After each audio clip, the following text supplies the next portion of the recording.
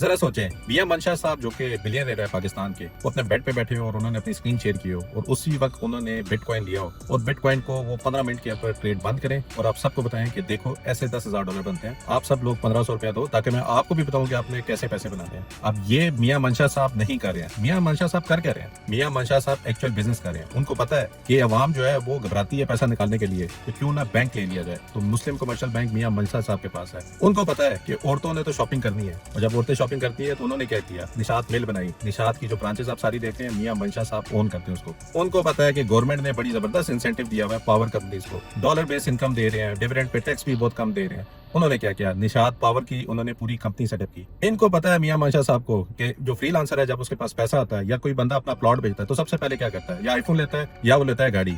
तो हुंडई की जो पूरी की पूरी फ्रेंचाइज है या पूरी की पूरी जो गाड़ियां बनती है वो मियां मंशा साहब ने यहाँ पे लिख रहे हैं। $100 मिलियन का इनका इलेक्ट्रिक का सेटअप है जो कि इनिशियली अभी इन्होंने अनाउंस किया।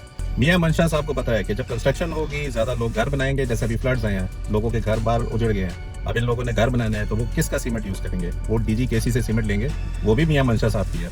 क्यों ये कर रहे हैं ना, वो क्यों बिटकॉइन लेकर नहीं सेल कर देते, प्रॉफिट आपको दिखाएं और बगैर कुछ किए हुए आपसे कह दे कि आप आके इन्वेस्ट करें और पैसे बनाएं। रियल बिजनेस में पैसा है। अगर आपने रिच बनना है, कोई टपाटप शॉर्टकट नहीं है। लॉन्ग टर्म सोचें। आपको उन लोगों को पैसे देने चाहिए जिनको आर्ट पता है कि पैसा बनता कैसे है। मियां मंशा साहब को पता है कि पाकिस्तान में पैसा कैसे बनता है। 25 करोड़ की आवाम है, बिजनेसेस ऐसे सेटअप किए हैं, लोग उनको पैसे देते हैं सर्विसेज लेने के लिए। तो आपके पास अगर पैसे हैं तो उन लोगों को आइडेंटिफाई करें जो कि पैसे बनाते हैं, जैसे मियां मंशा साहब। अब इसका मतलब ये नहीं है कि आप मियां मंशा साहब के घर पे जाए अपना 1000 रुपया लेकर।